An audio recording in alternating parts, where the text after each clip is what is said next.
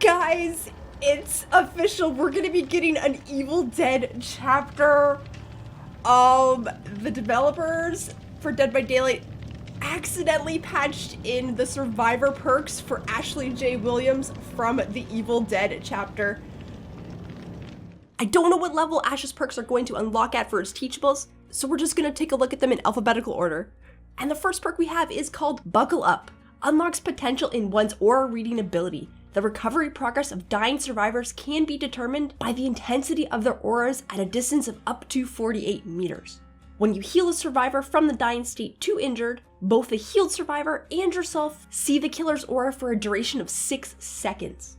So this is a really cool perk to use when the killer is slugging. You can actually see if you're close enough how recovered the survivor is by the intensity of the white aura that they show. Now I do find that once the survivor hits about 50%, it is a bit difficult to tell 50% from the 95% recovered, but it still gives you a decent idea as to if the survivor's even bothered to recover at all. And when you do finally pick up the survivor, both you and the player you picked up can see the killer for 6 seconds. And this has an unlimited range.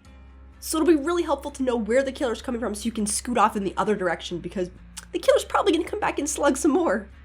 Alright, so the second perk we have is an obsession perk called Mettle of Man. Evil has a way of finding you. After getting hit 3 times by a killer's basic attack, the perk activates. Once activated, the next occasion that would put you into a dying state from the injured state is ignored. The next time you heal back to full health, your aura will be revealed to the killer when you are further than 16 meters from the killer. The perk will deactivate the next time you are put into the dying state. Increases your chance to be the killer's obsession, and the killer can only be obsessed with one survivor at a time. So this is a really interesting perk. Basically, it allows a survivor to take an extra hit to down after they've already been hit 3 times by a basic attack. The perk does stipulate that you have to be injured for this to even work, so this perk will not work if you are fully healed, even if the next hit would down you. So Hillbilly and Leatherface's chainsaws, as well as any perk, ability, or add-on that would cause you to be exposed. Mettle of Man will, however, still trigger if it's a Hunter's Hatchet that hits you. One thing I was curious about was to try this with Legion to see if it actually applied from Legion Frenzy hits, which it does not. So once you are hit 3 times, you can see that the perk is ready for activation. And then the next hit that would down you while you're injured gets completely ignored, which I feel like could come in really clutch at some moments, especially right at that end game when the gates are being opened. But at other times I can see it actually being completely negated if there's no windows or pallets nearby to jump over.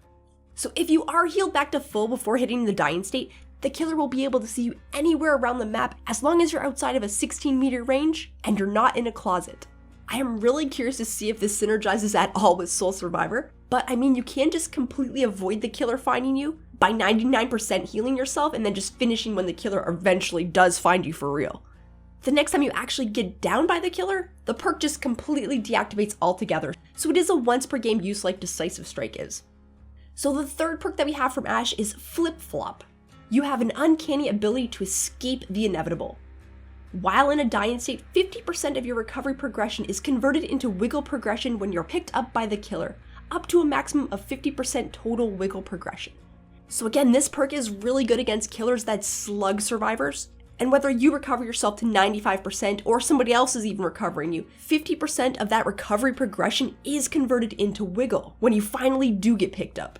This perk is going to synergize incredibly well with perks like Unbreakable, Tenacity, and even Boil Over.